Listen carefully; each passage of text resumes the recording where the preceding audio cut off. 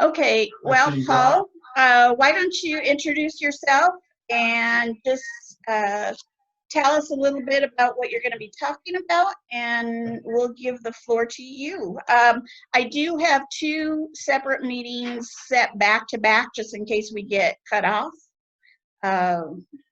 We got cut off on another Zoom meeting, so as we have the free trial for Zoom. So if we do, I will send everyone that link so that you can rejoin. Can't hear Rob. June, if you... There you go. I just found out I have a code to upgrade Zoom for like 25% off. If you guys upgrade it, let me know. Oh, good. Thanks.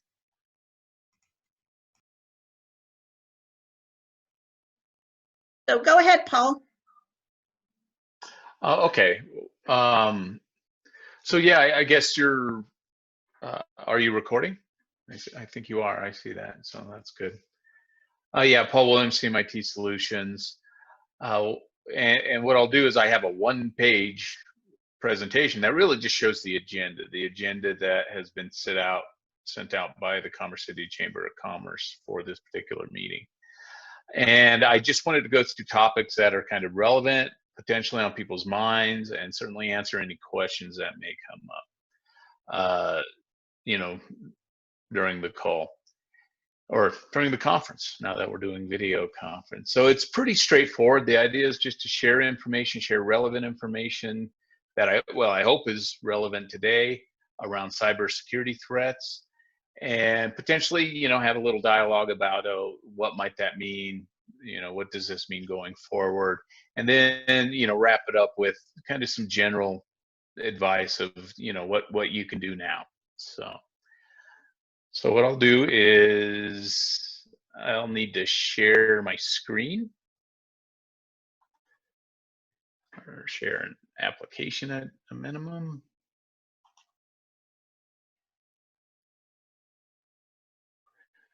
Let's see if we can get this correct for everybody. See if everybody can see that very simple screen there.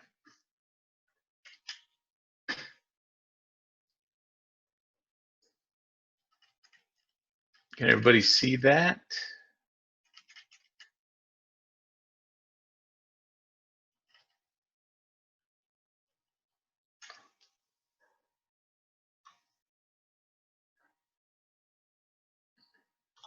Can you hear me? Oh, everybody's on mute. Okay, thumbs up. That'll work. Yeah, good job. Okay. So the agenda really is, you know, attacks, breaches are up or rising. You know, why is that? You know, general cybersecurity, you know, will there be a new normal moving forward? Remote working and cloud, here we are. We're all on a conference having this instead of meeting together. But there's other aspects to that. Compliance for those companies that, you know, need to be compliant. You know, I put Yikes because, you know, there could be some concern, and just some what to do's in general. Mainly it is general, but also some what to do with video conferencing and just some information. It may be, you know, time has passed since we set this up. There's a lot of information being made available. And, you know, everyone here who listens to this may have already learned some of this stuff, or maybe new stuff. So hopefully it can be helpful to everybody. So I'll start with attacks, you know, and breaches rising. Why? Well, bad actors, even in, you know, real life, not the cyber world, but just in general, you know, they're going to prey on anxiety and fear. When people are anxious or fearful, if there's something that can give them answers, or if there's something that can make them feel less anxious, have less fear, or if they're just trying to gain information and someone looks at that as an opportunity to, you know, lull them into thinking this is legitimate, then they're going to put out, you know, what we refer to as phishing attacks. That can happen whether it's in the cyber world or not. It just happens that, you know, with email attacks and, you know, browsing the web and trying to gain information that people are more susceptible, along with the bad actors are looking at it as an opportunity. So they're increasing their amount of attacks. And so it's really just preying on the fear and anxiety. An example, of course, would be that using the term COVID-19 in emails using that, right now, phishing attacks are up over 600%. That's just it doesn't take much. So if you were getting an email that was one, say, per week or one per day, depending on what you're using or how you're currently protected, if you get 6 in a day, or if someone were to get 3 in a day, it could be 300. You could get a lot more related to COVID-19. So the attacks are up across business, and particularly when people go home and work.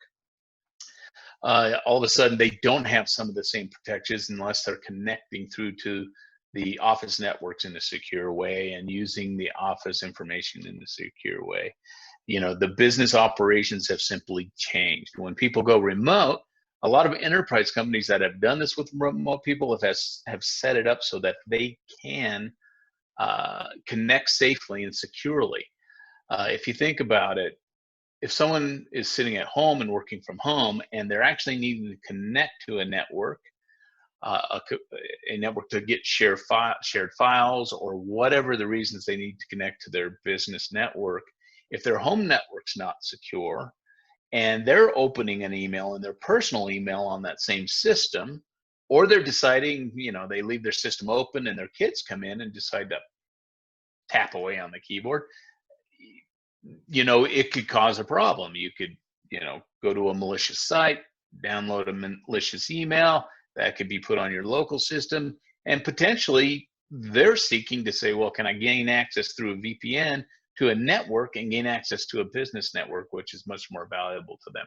So they're very clever about it. And so it's just being opportunistic is what it comes down to.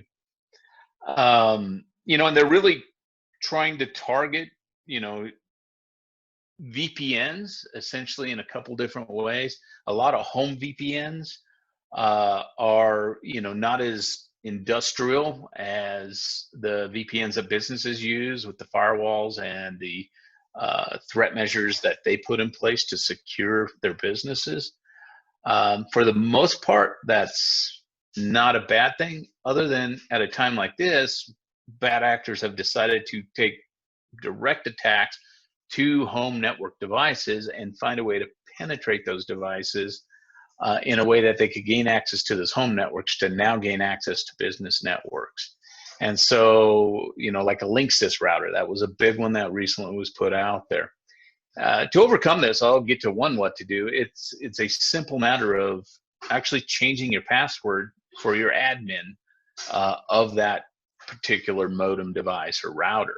There's always an administration tool that, the Comcast or CenturyLinks of the world will deliver with that software, and you just need to make sure that the ability to log into that and manage it is protected by putting in a password that is much more complex, and that is in fact changed, because if it's a standard password that can be used across the industry, then they will have access to open that up and gain access and try to even deny service locally or gain access to a business network.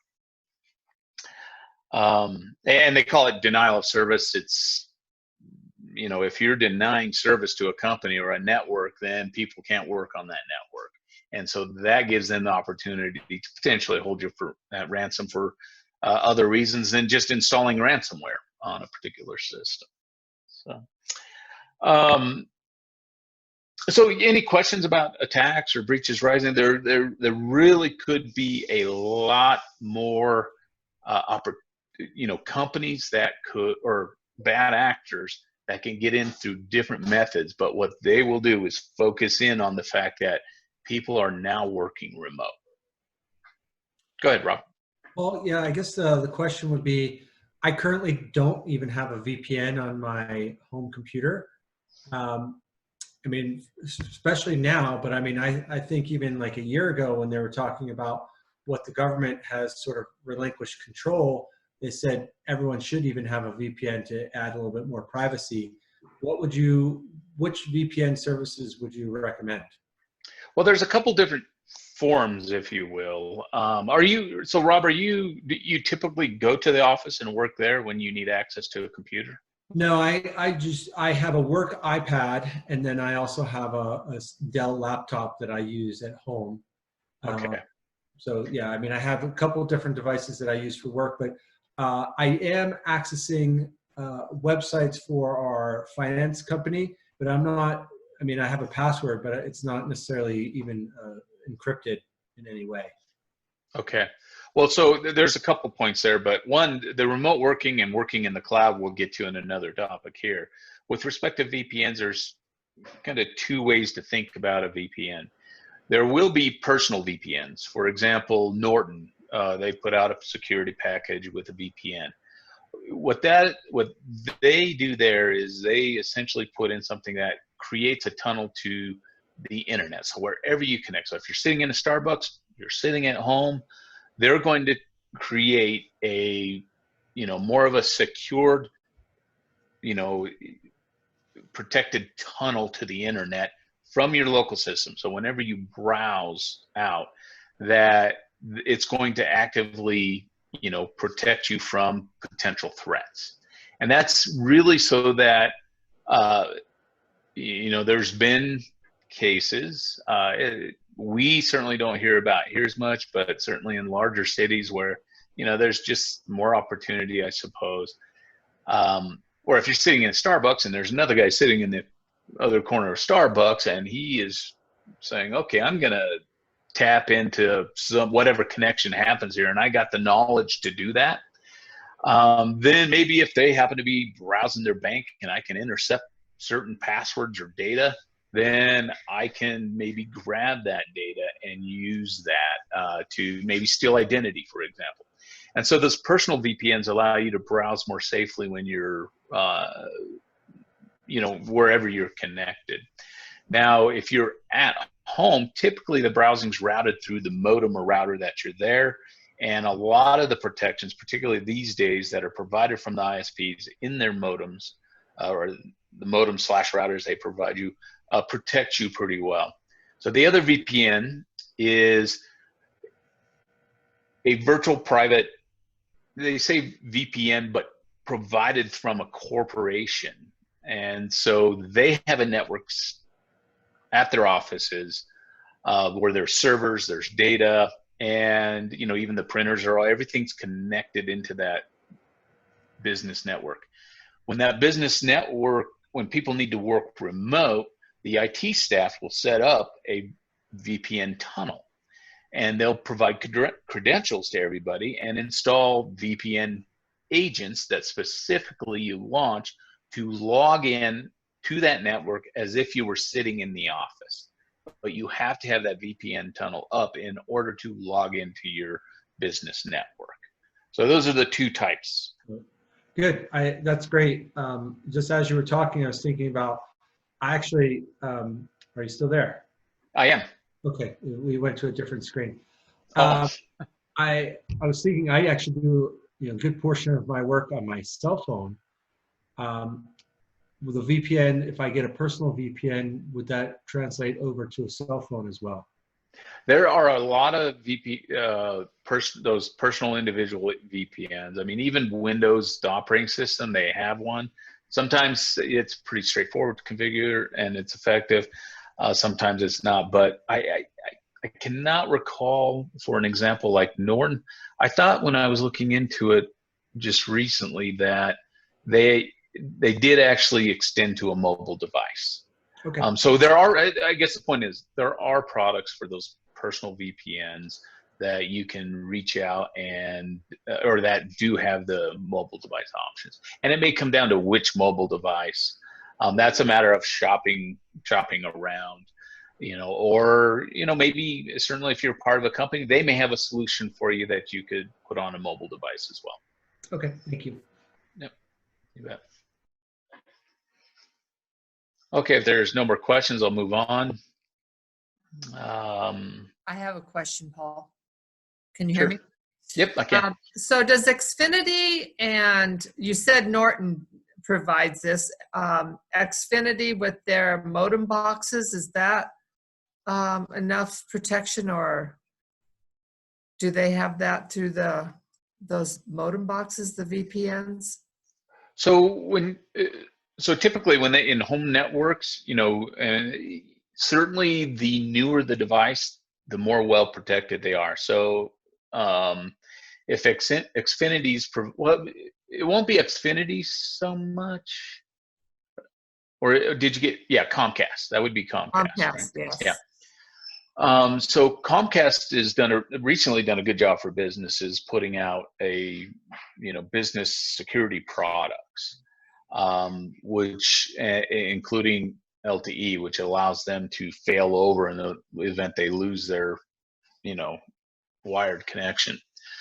But they're decent security products, and so these companies are also improving. So when you get something installed in your home, typically they have increasingly improved security controls with those devices. And in fact, a few of those devices have some VPN capability built into them.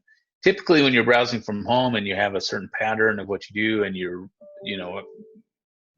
being safe, not clicking on emails you don't recognize, Right. even recognizing, even if they look recognizable, that something's fishy about it, and being by default suspicious and confirming that before you click on it with whoever they're claiming to be, is very critical no matter what, because you cannot prevent some of that from getting through. So, but at home, typically you're not worried about someone sitting across the coffee shop trying to track traffic going through and potentially gaining credentials. And so you're a little more secure from that standpoint in the first place. But they do have built-in firewalls, et cetera, that, can protect people. Could people be protected, more and spend more money to do it? Of course, but that's all a matter of budget, and how far, or maybe just, how concerned you are with that. So how are you, all of a sudden on my computer, I'm getting like 15 to 20 emails a day that are just scam stuff.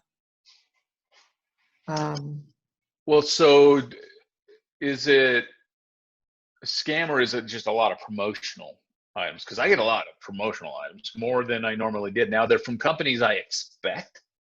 So if you order something online, then all of a sudden you're getting tons of, is that promotional?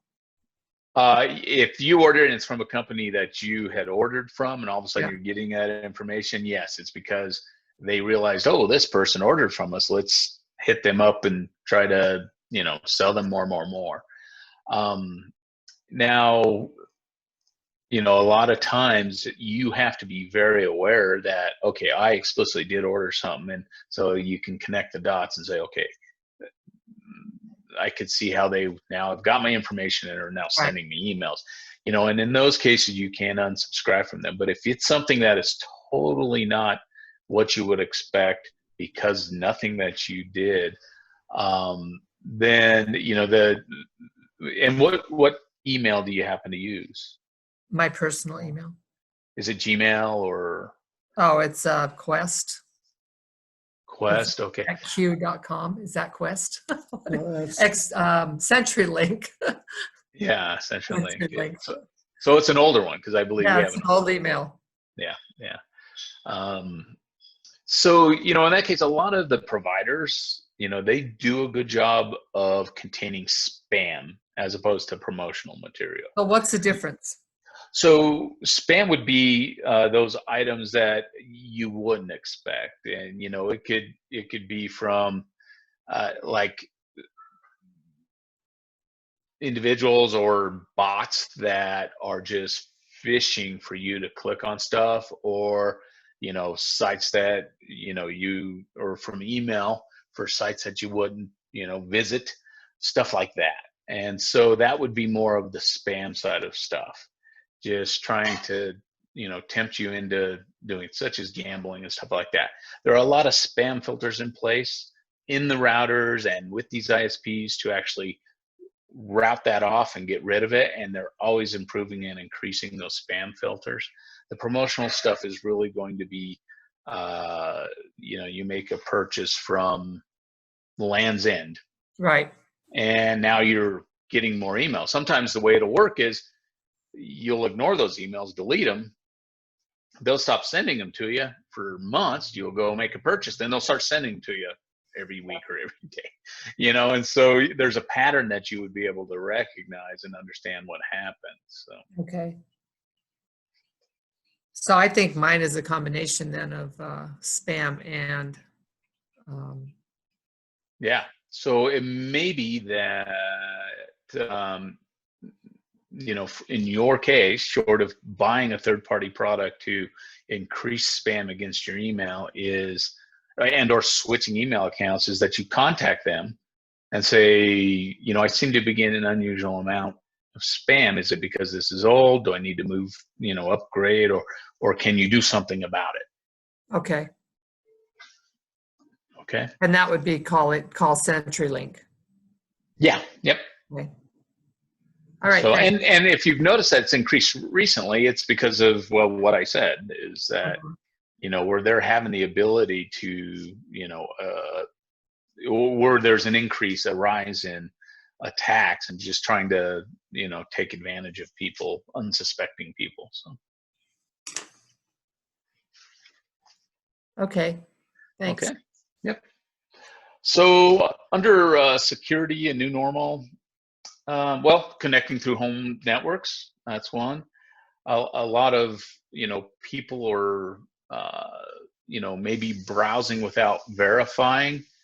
And what I'm getting at there is, well, COVID-19, pandemic, all of these keywords now are, an increased use of lexicon around this pandemic. And so there's a lot of hot words that, if we're looking for information or if we're wanting to understand things, that we're going to start looking things up. And so, it's very important to be, hyper aware of, when you look something up, where you're browsing to and what sites and maybe what you found. If for example, if it's certainly, and they can make them look very professional, but if you want to go to Fox News, foxnews.com for information, or CNN.com, and that I went to CNN.com, but all of a sudden you realize that, well, that's not how it looked yesterday, then maybe you were rerouted somehow. And so it's more of just being conscientious. So you need to verify. So instead of browsing without verifying, make sure you're going to a site that you expected to go to when you typed in your URL, for example. And always make sure you hover over links that show where that's going to, and make sure that when it says it's going to take you to, say, another CNN page or whatever page that you want, that it's still within the CNN domain, as opposed to all of a sudden going out somewhere else, because that could be an indicator. So it's be suspicious, be overly suspicious. And there's also just the general, everybody's working from home, but it's not only that that they themselves are now doing their work from home, but there's other distractions around them. They're unfamiliar conditions with respect to their working environment. So you got kids at home, where you never had those distractions. So it's easy enough to stand up and walk away from the computer, and now, particularly if you have a home computer, as an example. So I'm an employee. I was working in the office. They set me up to go home. I've either taken my computer home, or they've got me a laptop, or I already had a laptop. I'm secure accessing their network. They've set up a VPN. My machine's secure. It has a timeout so that it logs out when I leave the computer after a certain amount of time. But what that can account for is the fact that maybe you got a 12-year-old kid there that the 7-year-old kid, just created a disaster over there, and you got your attention away, and they happen to come by and find some data or some name on there that's, you know, PII information, which is medical information on somebody. It's not that the 12-year-old would do anything about it, but it's just an example of, you know, that would actually be considered a breach under HIPAA. Is that you know, people who are not HIPAA aware, you know, to be compliant, and I have the compliance yikes in there, and that's, so I'm, you know, jumping across topics, but, you know, that's an example. If you have older people that are older teenagers, 17 or so, that are much more educated and sophisticated, then, you know, that could be a situation where they got particular information that they shouldn't have.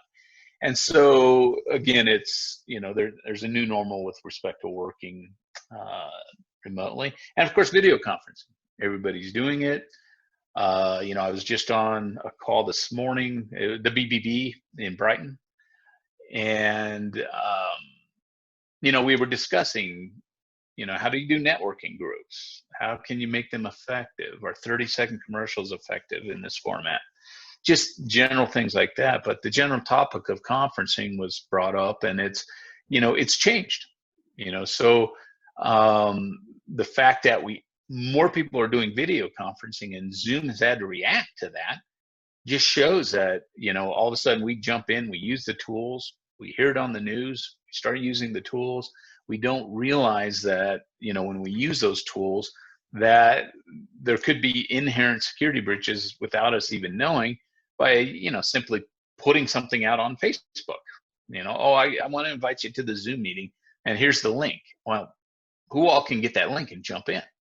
And so they've had to increase measures to increase that security, but that's part of the new normal, is just, again, not only upgrading the software and tools from the supplier, but also people's awareness of how they're now working and what they need to be concerned with. And of course, you know, I've talked about it before with the group, you know, when I've presented on it before, but having weak passwords or just not having good password management skills. And so now that attacks are rising, we're under a new, you know, new normal, you know, being hyper aware of your passwords. And even today, if you have not changed your password since this all began to tools you access, or if you do not have multi-factor authentication with respect to tools you access, you should change your password, and you should track that password so you can log back in, because changing a password is the easiest way to prevent someone from, you know, penetrating your systems and your data. And of course, we talked about an unsecured network and VPN. You know, enterprise businesses of all sizes, and certainly the larger enterprises, you know, they spend millions of dollars on securing their networks from outside because they have a business to protect. Well, if everybody moves home and they're on those networks, well, no one spent millions of dollars protecting those networks. You know, so they're counting on, you know, the fact that they have maybe dozens of people, maybe hundreds or thousands of people potentially now working remote, and that, you know, the scale alone can create more opportunity for any one of those to, you know, breach a network. So again, that's just part of the new normal. And so IT administrators around the world, you know, the nation, the world, everywhere, are, you know, conscientious of it, but are concerned. And so they've taken measures. If they already knew what they needed to do, they've done that. And if not, then they will be adjusting moving forward. We certainly have a lot of people in the same IT Solutions Network that are getting a lot of calls from people that have had to scramble to go remote. And that scramble has, you know, they're going to solve that problem first and potentially worry about security later. So I'm going to go ahead and move on to remote working cloud, and then I'll get to questions again. So, and these kind of overlap, but, you know, remote working, we've talked quite a bit about that, but I think the point I wanted to make here is the cloud. So if you're using, I mean, Gmail is a prime example of an application where everything's done in the cloud, or even G Suite, everything's in the cloud. A lot of tools that accounting firms could use have cloud options. And so I think it was mentioned, I don't know if it was June, you or Deborah, and maybe you, Rob, but you know, you've probably heard of SaaS software, you know, it's applications in the cloud, essentially software as a service. Well, we use the term XaaS or AAS, as in that could be anything in the cloud. There's infrastructure in the cloud. There's software in the cloud. There's tons of services in the cloud. Security in the cloud. So you see different terms, something AAS. I think what's changing and moving forward is a lot of these companies that had to scramble will now look at, well, can we have people just have their home machines and connect to systems that are sitting in the cloud, connecting to critical data? And they, you know, there's at least one term that's used, which is virtual desktop interface, where there's actually a desktop that's a cloud instance that you log into as if it's your workstation, but you can do it from any system. And so that's an example of moving to the cloud, to where, let's say a company had 100 people, they've had to react to this where they needed 70 people to actually, in order to keep their business running and adhere to the current policies with respect for work from home, had to get those people working remote from home and had to scramble to do that by laptops, move the systems, whatever it is. Well, if they had an ability to spin up virtual machines, then they could have done that on a network that was connected to their home network and had that pre-configured and really quickly put out secure interfaces for them to access network assets. So aside from software as a service and essentially infrastructure as a service, you know, companies deciding to put more servers in the cloud instead of hosting the servers locally, and then having people connect to that data through the cloud will likely increase. So not only would they, you know, that's been something that's available for a long time. AWS from Amazon, Azure from Microsoft, and other boutique providers, you know, provide those services on a continual basis. Whenever you could host email in the cloud, your own Exchange server, you know, it's endless. That's been going on, excuse me, for years.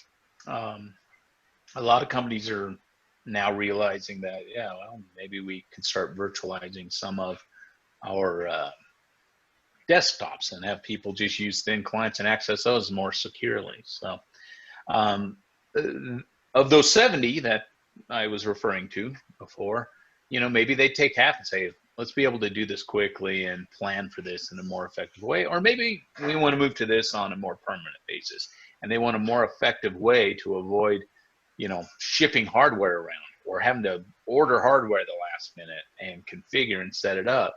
Because usually with virtual systems, you can replicate those quite quickly because it's all digital and in the cloud. So that is, you know, certainly also kind of falling under the new normal, but the presence of cloud usage will increase as we move forward as a result of all this remote working. I was going to stop and see if there was any other questions at this point.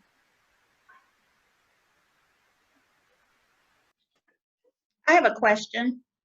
How secure is the cloud? I've never really wanted to put anything on there because, you know, it could be, you know, hacked or something. Yeah. Well, you're not alone there.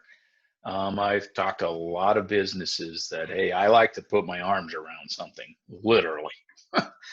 And particularly when it comes to storage, backup, business continuity, you know, a lot of people don't want to store their information in the cloud. They're afraid they won't have access to it, or that it, you know, is not secure. Well, A lot of is available is actually more secure than your office. you you could have someone, if you have a device in there, someone you know, a bad actor of an employee or a visitor could walk in and just unplug your device and walk out with it, probably more easily than they could access some account in the cloud. It just, those thoughts don't cross your mind. The fact is, a lot of what's the reality is, whenever you connect these days, because we're all interconnected, and since the internet's become the standard for, well, interconnectivity, it is simply a network of networks. Today, you're sitting on a network. In a company, you're sitting on a network. You know, at everybody's home, you're now sitting on a network. Well, that network is just connected to another network.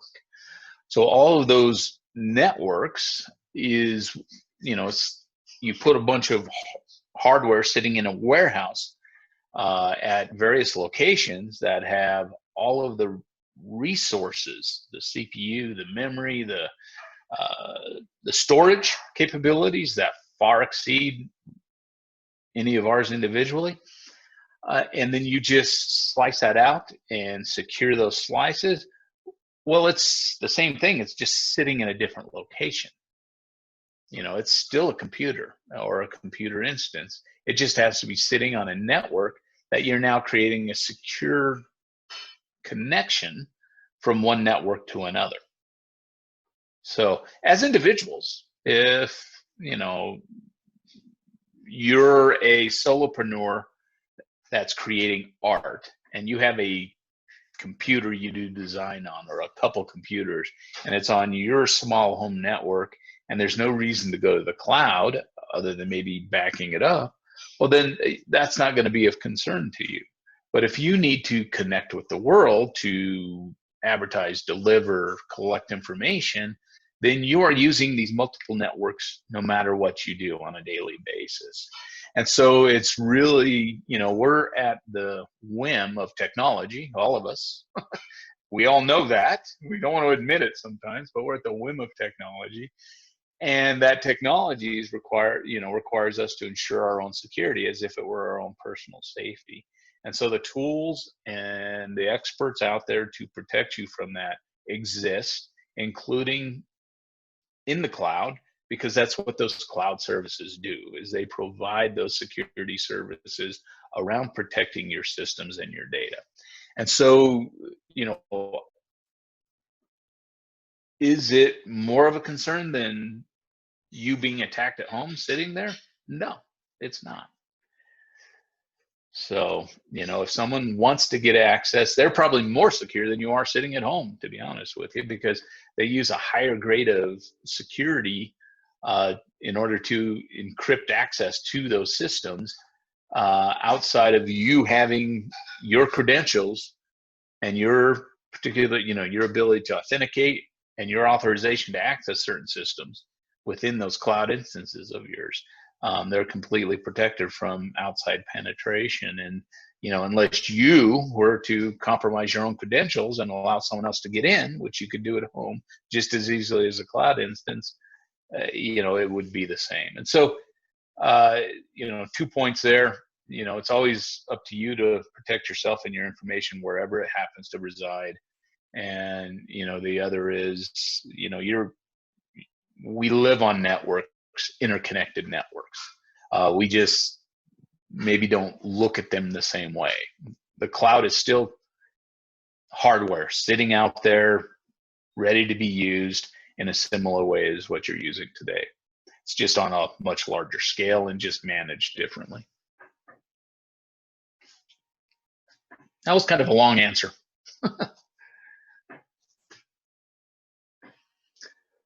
Paul, I have a question. Yeah. So I use OneDrive, and Norton is trying to get me to move to Norton. You don't want to be on two different systems like that, do you? You should just keep on one. Well, for simplicity, yes. I mean, Yeah. For sanity, yes.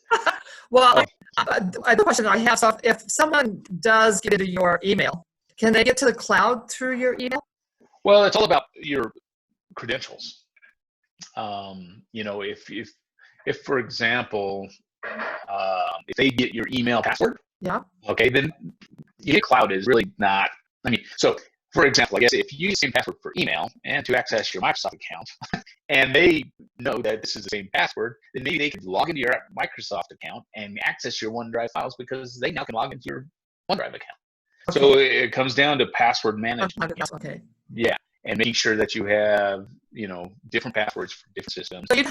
So when I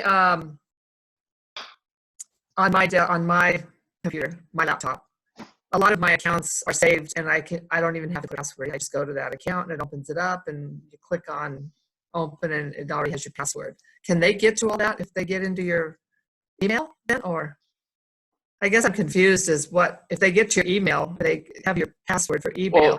So there's kind of two separate things there. When you set up accounts to websites, and those websites, and you persist the password within the browser, because what it does is it caches information. If you allow it to, it'll cache the information, so you don't have to type in your password. Exactly. Right. My recommendation would be to always type in your password, or use a password tool that allows you to essentially copy and paste or drag it into your credentials. Right. There. Okay. So, and because instead of caching it, because as long as you persist that, if someone can access files on your system, then they can get in and get access to that file.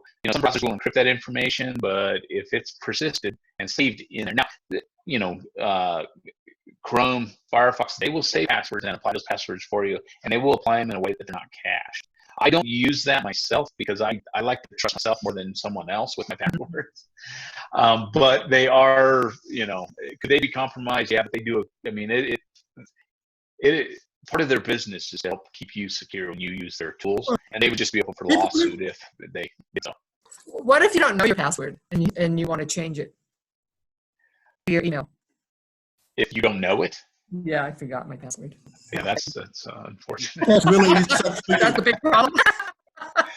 Oh my God. If possible, the provider can reset it for you if you give them. Okay. All right. They have some admin people to take care of that. My recommendation is find yourself a password manager and learn how to use it as soon as possible. There are free ones that are local to your system, and there are web-based ones that you use, cloud-based password managers. I happen to use a local one. It's one of those things that we can certainly sit down and show you how to use it. It's very effective and very simple. KeePass is the name of it. But if you store your passwords there, the one you have to remember is the master password, because you can always get to all the other passwords. And that's one you'll want to write down and lock away and say fireproof currently. So. I have something else that I can't stand it. Oh yeah, if you saw what I did, because it's up to us to keep that CMIT to keep passwords for accessing clients. So it's a very critical element of keeping not only us secure, but keeping our clients secure as well. So. And it'd be a nightmare if we allow that to be a problem for our clients. So it's a practice that we practice as part of our jobs and our responsibility. But every industry also, particularly these days, that's the message I'm trying to give today. With the new normal, it's one of those situations where if there was ever time for people to take that next step, and protect themselves and get a password manager and learn it, now, if any, is the time. So. Okay, thanks. Yeah. So we're putting compliance, then I'll do what to-dos. I know we're running out of time, but we've covered some of the to-dos as we went along, so I'll scan from just filter it down. So compliance, I did touch on that a bit earlier, whether it's HIPAA or PCI DSS, which is, kind of financial transaction compliance. GDPR, which is in Europe, more of a privacy, and that there's, a new compliance rising in California that will likely find some form of cross-nation here in the U.S. With respect to personal information privacy. All of these if people are working from home, and as the example I used before, if your 16, 17-year-old kid is walking in and they see critical information for some medical information because you happen to be a nurse and have it up on your screen, or financial information such as account numbers and stuff, well, that's a breach right away. Well, if you think about just in general, all people working from home and how many people from different industries now don't go to an office, but now go home and access the information, even if a small percentage of those are not secure, meaning the business didn't help them make sure it was secure, and they access that, then they are now open for a compliance problem or breach, essentially. And just having a password sitting on a notepad that could access a system personal identifiable information is a breach. Just that sitting there and having that access. Or, if a system is not locked up after you leave. So a lot of times, things that have even free visual of locking your system when you walk away. So that you have to log in. First of all, making sure you log into your system. It's good practice, and that will spread out to the other practices with respect to, how you practice, secure habits with respect to using business systems or accessing business systems. And so, I say yikes because, all it takes is one problem to create million-dollar lawsuits potentially. If it's, if it happens to be the one that gets through. And the amount of potential compliance problems going on right now as a result of this, I'm sure companies and lawyers are scrambling to, jump on ensuring this does not occur. A lot of times in large enterprises, particularly compliance, they have security awareness programs, and they train their employees. An IT department within a large enterprise will have security awareness training that's rolled out on a continuous basis. Well, smaller businesses don't necessarily. Some might. Medium businesses, some do, some don't. But, that's where an IT firm like us would get involved, because we do offer security awareness training products, and it's very important that each individual, each of us, is more aware, and we self-train as much as we can. We get help when we feel we don't understand. And so I think it's important for clients' purposes that, you're aware of the data you're accessing, your employees are aware of it, or your employees make the owner aware of that, because it's a beautiful thing. Sometimes an owner's so focused on the business, on growing business, or just reacting to, the constant area of problems we have as business owners, that we don't realize what might be occurring. And so it's everyone's responsibility to be more aware of that, or get help in being aware of that. So, okay. Let's see, as far as what to do, let's see, secure transit, encrypting data, that's sort of, connecting through a VPN or connecting remote through some virtual interface that allows you to do remote connections to office systems. Don't. So that's a do. Make sure it's a secure connection. Don't would be, don't do it in a place not. Let me see what is on screen. So if you can't turn so you cannot see your screen. So there's simple things there. That could. Don't access critical medical or business systems from computers that your family shares. That's critical. How much of that do you think has potentially happened at this time? To where, wow, I had to go home, I had to jump on, I had to do this. I just used a computer that my son had because whatever reason, and you don't have access. Well, that should be avoided. And there's reasons for that. If a hacker installs key logging system, or who knows what could be on that system that is now unsecure. A lot of the home systems may or may not have the same level of security on them or patches applied to them that keeps the system secure. If you're current with patching, you don't have the antivirus software that the business counts on and is configured for their business, then it could be a system that's just not as secure as the business system, considering the criticalness of the data. Don't print documents unless you can immediately secure them. If someone's logging in and they print a document at the office and it goes to a printer in the office, then what if someone breaks in and grabs that critical data? Or what if you print it home here?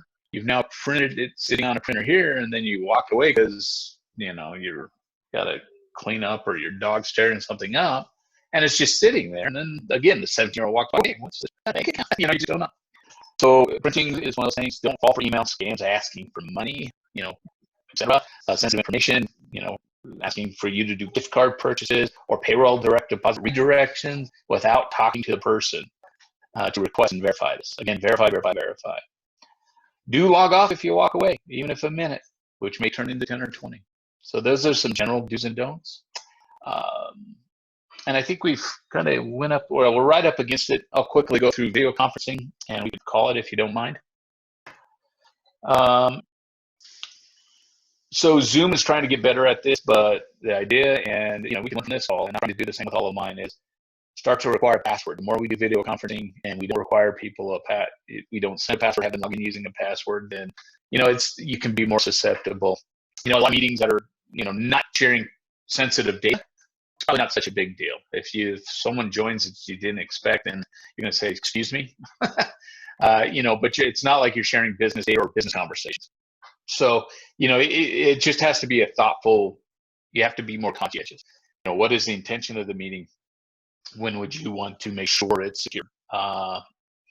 you know, they have waiting rooms that allows the meeting host to verify those attempting to gain. So when you join, you can have a waiting room. You can see who's in the waiting room and only allow people in. So June, today you allowed us all in.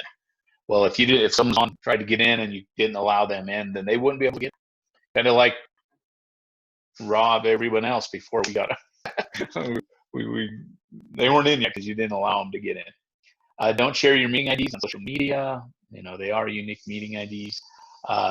Don't send links, you know, to individuals that,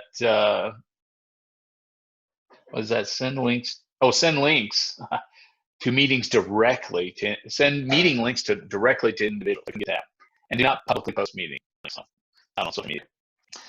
I'll disable screen sharing or file sharing.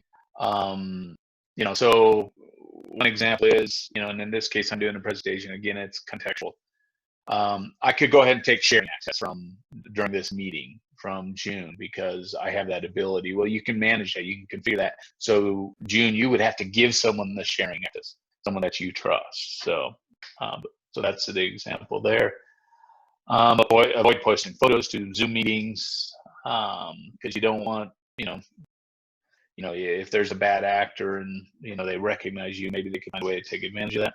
For identity theft, for example. Disable allow removed participants to rejoin. So if you did allow or you remove someone and they join, then you still have a problem. That's setting in the Zoom settings. So I guess the point here is, you know, whether using Zoom or GoToMeeting, there are configuration options. You should read them, you should understand them, and you should set them to be as secure as possible. If you find out they're too secure and you're having problems, you know, then you can back them off. Say, okay, well, let me what's the purpose of this meeting? You know, visiting, etc. Can I use your Facebook or Google account to sign to Zoom? So if you're doing that, don't change that. Use you know, use another type of account or your account, Zoom account. Be aware of Zoom-themed phishing emails. These may purport to be from Zoom. So this is just a general be aware and direct the recipient to open a malicious link or attachment or to deliver malware or steal credentials. So again, confirm, verify, and keep Zoom updated, just like any software. Your software for your Windows 10 for servers, it needs to be kept updated because the software such as Zoom right now had to reply to a lot of defaults that were not secure and add security measures. And if you don't get those updates, then you're not getting those improved features or the secure features of the product. And so it is keeping that type of software update. If you're using something that's more software as a service and you didn't download anything, then they keep it up to date for you. It's kind of the convenience of the cloud. But if you download something that needs to be updated, then you do need to keep it up to date. And that's it. Try to get through as quickly as I could. Thank you so much, Paul. I think everyone, there's a lot of information that we all need to know. Yeah, thank you. You've thoroughly scared me to death. Yeah. Yeah, we need some one-on-one. You don't do individuals. You guys just work with businesses, right? I do. Yeah, I work with businesses. I mean, but I appreciate the opportunity you guys give me, and certainly getting on even a shared session like this and going through, just if we just spend an hour going through password management and I share how to go through that, it'd do wonders for you guys, and I'd certainly be willing to do that. Okay.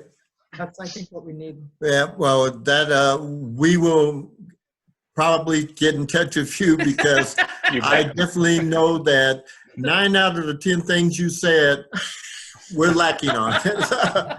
This was just strictly to us, Well, share it with anyone you come into contact with, because it's important. And in this age where everybody's working more remote and they're getting comfortable in their home environment or whatever, their actual cybersecurity awareness kind of comes down a little because they don't have the people at the company, the IT departments or whoever's responsible for IT, hounding them about cybersecurity at a time when